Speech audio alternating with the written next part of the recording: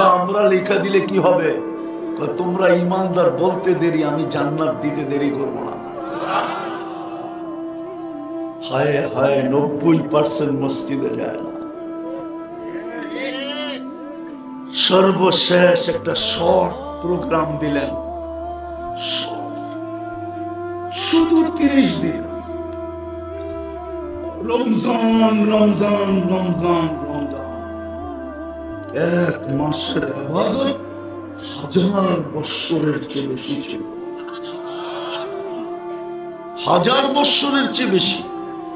কেন আল্লাহ খায়ের বলছে, খায়রুম মিন আলফি শাহর, লাইলাতুল কদর।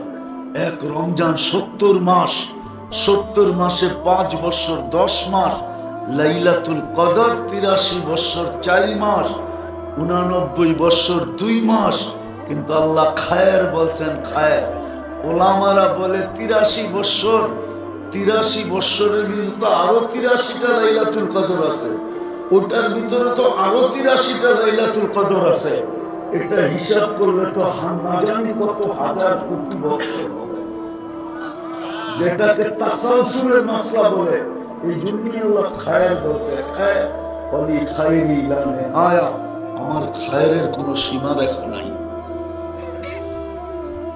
1 মাসের একটা প্রোগ্রাম দিছিলেন।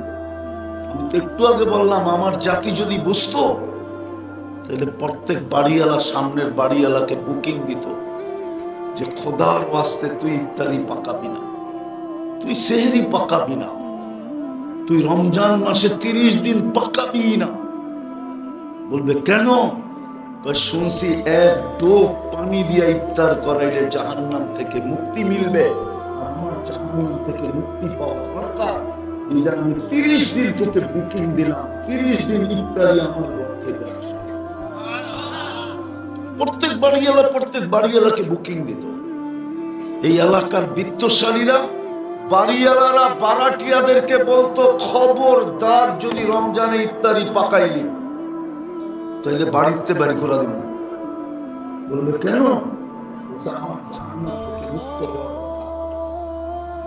আমি ডেলি ইফতারি বারাটিয়ার ঘরে পাঠাবো। প্রত্যেক বাড়িওয়ালারা বুকিং দিত বারাটিয়াদের কাছে, প্রত্যেক ধনী পুরা এলাকাকে বুকিং দিত। আছে দুনিয়া আছে, আমাদের এখানে নাই। নাই আমাদের দেশে রমজানে সিন্ডিকেট হইতো কেন? দ্রব্যমূল্য আকাশ ছোঁয়া হইতো কেন? রমজান আসার আগে বাজারের থেকে তেল শর্ট হইতো কেন? কেন হইতো? ও তো দুনিয়া চায়, জান্নাত চায় না।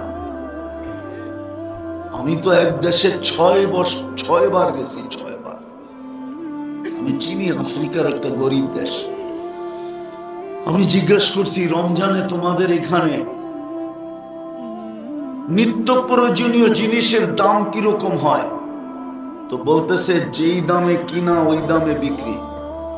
আর আমাদের দেশে রমজানে শুধু নিত্য প্রয়োজনীয় জিনিস যারা বেচে ওরাই ব্যবসা, দোকান খোলা রাখে, আর কেউ খোলা রাখে না। তো আমি বললাম, তোমরা যেই দামে কিনো ওই দামে বেচো কেন? তো আমাকে বলতেছে, তোকে মুফতির সার্টিফিকেট দিছে কে? তো আমি বললাম, এটার সাথে এটার সম্পর্ক কি? বলে তুই বল, তোরে সার্টিফিকেট কে দিল? রমজান তো হইল শাহরুল মুওয়াসাত, সহানুভূতির মাস। তুই যখন এটাই জানোস না, তো তাহলে তোকে কেন মুফতি সার্টিফিকেট দিল? হায় হায়, আমার দেশ যদি এরকম হতো।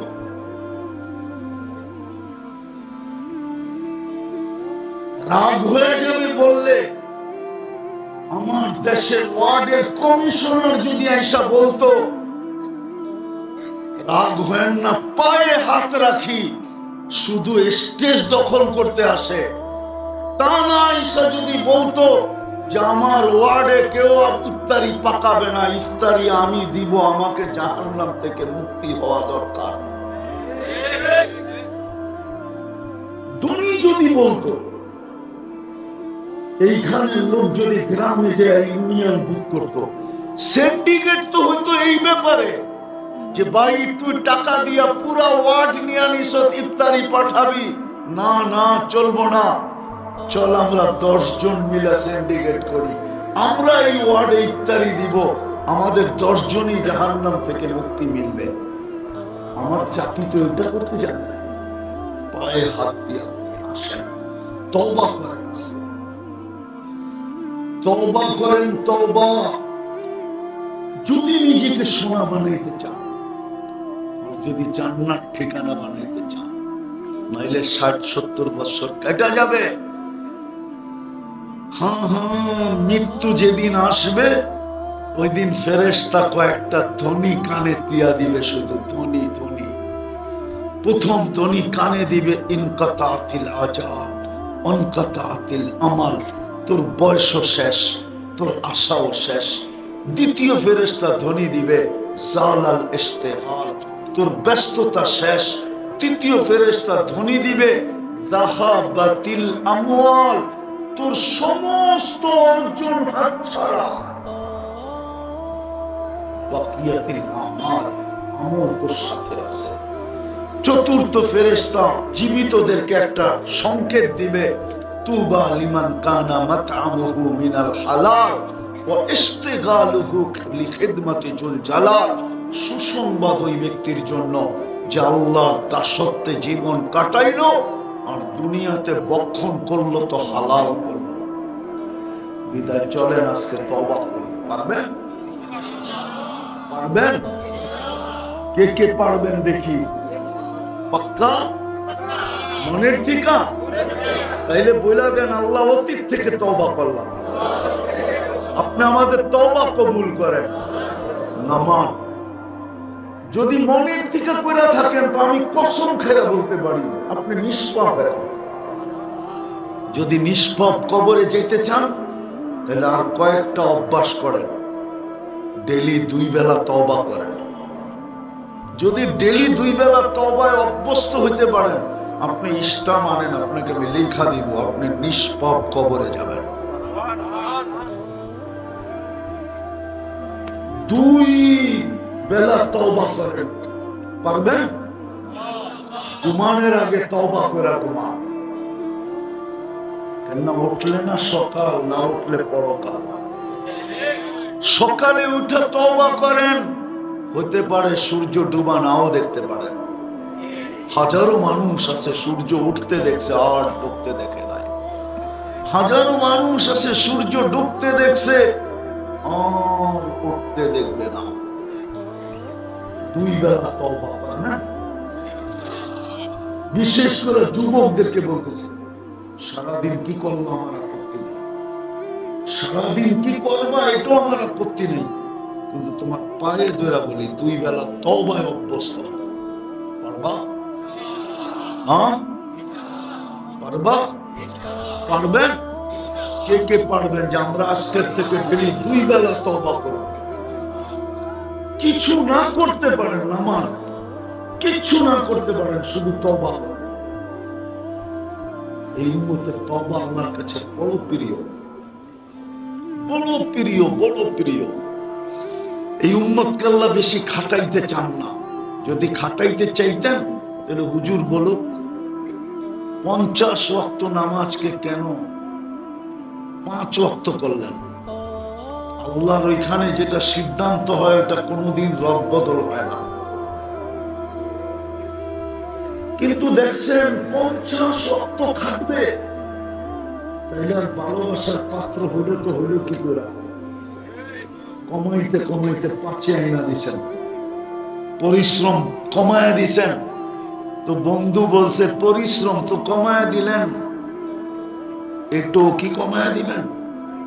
তো বলছে না বন্ধু, পড়বে 5 সওয়াব 50।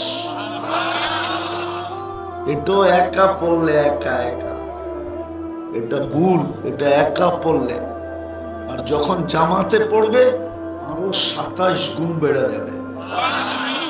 1 ওয়াক্ত পড়বে 270 ওয়াক্তের সওয়াব দিবে। পরিশ্রমও কম, দেয়ারিও বেশি। দেয়ারি বুঝেন? আরে মনে বুঝেন, স্যালারিও বেশি। এক ওয়াক্ত পড়বে 270 ওয়াক্তের সওয়াব পাবে। এই উম্মতের সাথে আল্লাহর বড় প্যার আছে, দোস্তি আছে, বন্ধুত্ব আছে। বেশি খাটাইতে চান না, বেশি খাটাইতে চান না। এই জন্যই তো প্রথম 15 বছর মাফ করে দিছে। প্রথম 15 বছর প্রাপ্ত বয়স্ক হওয়া পর্যন্ত মাফ। যা রইল 60 বছরের, তাও 45 রয়ে গেছে। আবার ভাবছে না ভালোবাসার পরিচয় হয় নাই, আবার যতক্ষণ ঘুমে থাকে ততক্ষণ মাফ। রুফিয়াল কলম নাইম হাত্তা ইয়াস্তাইকিজ। এই জন্য হুজুররা ফতোয়া দিতে পারবে না। 309 বছর ঘুমাইছে আসহাবে কাহাফ, ফতোয়া দিতে পারবেন না যে কলম বিরুদ্ধে চলছে। সৌদি রূপ যুবরা 27 বছর ঘুমাইতেছে, এখন কোন হুজুর ফতোয়া দিতে পারবে না কলম বিরুদ্ধে যাইতেছে। যতক্ষণ ঘুমায় থাকবেন কলম বিরুদ্ধে যাবে না। মা আর রইল কতটুকু? আপনাকে খাটাইতে চান না, আপনি জানেন না আপনি আল্লাহর কিরকম প্রিয়। এতটুক দিয়ে কি বোঝা যায় না? শুধু ভুল করলেন, 350 বছর কাঁদাইলেন, আর আপনি সারা দিন নাক ডুবায়া গুনাহ করলেন, আর রাত্রে আপনাকে ডাকতেছে মাফ করে দেওয়ার জন্য। কেমন ভালোবাসা! এই জন্য সামনে রমজানটা আসতেছে, তওবা করব ডেইলি 2 বেলা, তৃতীয় দ্বিতীয়। লাউ কাশাফা সাকাইহি লাগাবা দাউ শামস। পাও খুলে দিলে সূর্য চিরদিনের জন্য আলো হারায় ফেলবে। মাঝে মাঝে আছে যুবকরা হাত পায়ের কালার দেখা যোগ বিয়োগ মিলায়া ফেলায়, শরীরের কালার কিরম হবে, ঠিক না?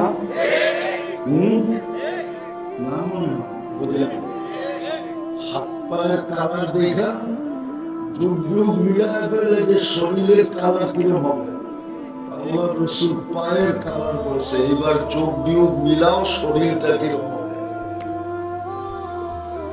লাউ বাসাগা সাবআতি আবহুর সাসারা আদবা। 7 সমুদ্রের ভিতরে থুতু দিলে পানিগুলা মধুর মতো মিষ্টি হবে। এবার চোখ বন্ধ করে পাবো ওই ঠোঁটে কিস নিলে কেমন মজা হবে। সবারই তো চোখ খোলা দেই, বন্ধ করে ভাবতে হইব। মনে হয় ওই সময় বুজুর্গ হয়ে যাইব, ঠিক না? বুজুর্গ বুজুর্গ হয়ে যাইব, ঠিক না? এই বছরে বুজুর্গ চিনি তো আমি ডেলি কয়েকবার চুমা দেব, ডেলি 2-4-20 বার মোবাইলে টাচ করে চুমা দেয় আমার জানা। এরা বুঝি ওই ঠোঁট পেলে ছেড়ে দিব, ঠিক না? হুজুর করে দাও 40 বছর আগে ছাড়বো। 40 বছর 40 সেকেন্ডের মতো মনে হবে। তারপরে হুর গালে চিমটি দিয়া বলবে খালি ঠোঁট, আর কাহিনী কিছু আল্লাহ বানায় নাই। চল কামরায়, বেউকুব কোথাকার, ঠোঁটের ভিতরে ডিম পার, চল বানায় রাখছে।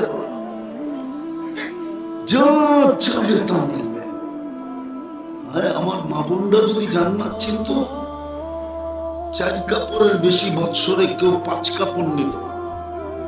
3 মাসে 1 কাপড়, 4 কাপড়ে বছর শেষ। যুবকরা যদি জান্নাত চিনত,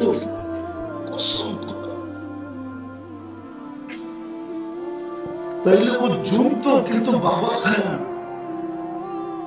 জুমতো, জুমা বোঝো? আরে জুমা বোঝো? ঝুমকি জিমানো, জিমাইতো, কিন্তু বাবার মুরিদ হয়ে না, ডাইলের মুরিদ হয়ে না। আর মশারির ডাইল বুঝো না? ও ঝিমাই তো। মানুষ যদি জিজ্ঞাসা করতো ঝিমাস কেন, জান্নাত তো দেখা যায়, কবে যাবো। কসম কথা, কিতাবে আছে, হাজারো যুবকের কাহিনী আছে যারা জমিনে দেখা পয়সা জান্নাত দেখছে। আল্লাহ রসুলের সামনে বসে চিৎকার দিছে, মরে গেছে। আল্লাহ রসুল বলছে জান্নাত যুবককে নিয়ে গেছে, তাই না? রু নিয়ে গেছে। তাহলে আমার যুবকদের চুলের স্টাইল এরকম হতো না, ওদের চলাফেরা এরকম হতো। আমার সমাজের মা বোনদের চলাফেরা এরকম হতো না যদি জান্নাত চিনত। কারো জীবনে কোনো অভিযোগ থাকতো না, কোনো চাহিদা থাকতো না, কোনো ফ্যামিলিতে চাহিদা হতো না, কোনো ঘরে চাহিদা থাকতো না। যুবক মা বাবা, সন্তান মা বাবার গলায় পাড়া দিত না। আজকে তো পাড়া দিয়ে আদায় করে। কোনোদিন অভিযোগ থাকতো না, কোনোদিন চাহিদা থাকতো না। বড় মতো বলতো অপেক্ষা আছি, মরমু কবে, জান্নাতে যামু কবে, মিলবে ওইখানে সব, সব মিলবে। তৃতীয় আরেকটাও আছে, ফালা তা'লামু নাফসুম মা উখফিয়া লাহুম। কিছু কিছু বানায় লুকায় রাখছে। যুবক, কসম খোদা, তোমাকে অবাক করে দিবে, চক্ষু কপালে উঠায় দিবে। আছে, জান্নাতে আছে, জান্নাতে আছে। ও যখন হাঁটবে হাঁটবে তো হাঁটার পায়ের ঝংকার থেকে শুধু হাঁটবে, নাচবে না, দুই পায়ের থেকে লক্ষ লক্ষ আলো ছিটকায় পড়বে। কসম, যদি একটা ফুলকি আজকে দুনিয়াতে পড়ে তো সারা দুনিয়া আলোতে আলোকিত হয়ে যাবে। ও যখন শুধু হাঁটবে, লেহেঙ্গা যখন ঘুরাবে না, ওটার থেকে যে আলো ছিটকাবে, ও যুবক, তোমার এরকম কুঠি সূর্যতে ওই আলো আল্লাহ বানায় রাখছে। কিন্তু নিজেকে সোনা বানাইতে হবে। আমি কথা লম্বা করবো না, ছেড়ে নিয়ে আসতেছি। ওই সোনা বানানোর জন্যই তোমাকে মুসলমানের ঘরে জন্ম দিয়েছিলেন, যে তুমি যেন সোনা হও, আমি যেন সোনা হই। রহমতের ছোঁয়া দিয়ে মুসলমানের ঘরে জন্ম দিয়েছিলেন। কিন্তু আফসোস, আফসোস, আফসোস, ওই হাদিস সত্য হয়ে গেল, কিন্তু আমাদের বিবেকের পর্দা খুললো না। যেমন বাংলা ঢাকা শহরে কিছু জায়গার নাম আছে কিন্তু জিনিস নাই। যেমন মতি ঝিল আছে, ঝিল নাই, নাম আছে, ঝিল নাই। মতিঝিল চিনো? চিনেন মতিঝিল? এখানে ঝিল ছিল, ঝিল। আমি চোখে দেখা বলতেছি, ছোটবেলা দেখছি এখানে ঝিল ছিল। ওই ঝিলে মুক্তা পাওয়া যেত, এই জন্য ওটার নাম ছিল মতি ঝিল, মুক্তার ঝিল। উর্দুতে বলে মুতি, আমরা বলি মুক্তা। ধানমন্ডি, ধানমন্ডি বলি না, এটার নাম আসলে ধানমন্ডি। মন্ডি মানে বাজার, ধান বিক্রি হতো। আমি যখন ডাঙ্গুটি খেলতাম তখন আমি দেখছি এখানে ধান বিক্রি হয়। কারণ আমার ডাঙ্গুটি খেলার অর্ধেকটা সময় কাটছে জিগাতলা। জিগাতলার ধানমন্ডি একসাথে লাগে। নাম আছে, বাজার নাই, নাম আছে, ঝিল নাই। দোলাই খাল, নাম আছে, খাল নাই। পদ্মা সেতুর পরে বাঙ্গা গেছেন না? হুজুরে যায় না, গেছেন বাঙ্গা? নাম আছে কিন্তু বাঙ্গা নাই। ইউরোপ ফের ঠিক আজকে আমরা মুসলমান, নাম আছে। ওই সোনা বানানোর জন্য আমাদেরকে মুসলমানের ঘরে অস্তিত্ব দিয়েছিলেন, যে যেন নিজেকে সোনা বানাইতে পারে, আমি যেন একটা জান্নাতের বিনিময়ে কিনতে পারি। যুবক সব আছে, যা যাবে তা আছে। যুবক, দুনিয়ার গান তো 4 মিনিটের বেশি নাই। লম্বা যদি হয়ে থাকে তাহলে আ উ করতে করতে লম্বা হয়েছে। অরিজিনাল গান 4 মিনিট। জান্নাতে 40 বছর গান হবে। দুনিয়াতে তো গান শুধু শুনতে পারো আর মোবাইলে টাচ করে খালি চুমা দিতে পারো, আর কিছু পারো না, ঠিক না? জান্নাতে যে গাইবে ও তোমার, তোমার সামনে গাবে, তোমার, ও তোমার হয়ে যাবে। গান শেষ, গালে চিমটি দিয়ে বলবে খালি গানই শুনবি আর কাহিনী নাই কিছু, চল কামড়ায় তোরে কাহিনী দেখাই। মনে হয় বোঝে না, ফিডার খায় তো কি দেবো। নাচ জান্নাতে 40 বছর নাচ হবে টানা, তারপরও মন বলবে না। এক এক পায়ের ঝংকার থেকে 1 লক্ষ কালার বাকি হবে। পায়ে ঘুংরু পড়া থাকবে, ঘুংরু, এই দুনিয়ার ঘুংরু না, জান্নাতের ঘুংরু। এক এক ঘুংরু মারবে, পাও মারবে আর ছন করে উঠবে, পুরো জান্নাত নেচে উঠবে ছনের উপরে। যুবক, দুনিয়ার ডান্স, দুনিয়ার নাচ, হাত পাও বেকা করার নাম নাচ নাকি? নাচ তো হবে জান্নাতে, যা যাবে তা রাখা আছে। কিন্তু নিজেকে সোনা বানাও। ওই সোনা বানানোর জন্যই তোমাকে মুসলমানের ঘরে জন্ম দিয়েছিলেন, রহমতের ছোঁয়া দিয়া। কসম খোদার, রহমত যদি না লাগতো তাহলে তুমি মুসলমানের ঘরে আসতে না, আমিও আসতাম না। মুসলমানের ঘরে আমরা নির্বাচিত, উম্মতে মুহাম্মদী হিসাবে বাছাইকৃত।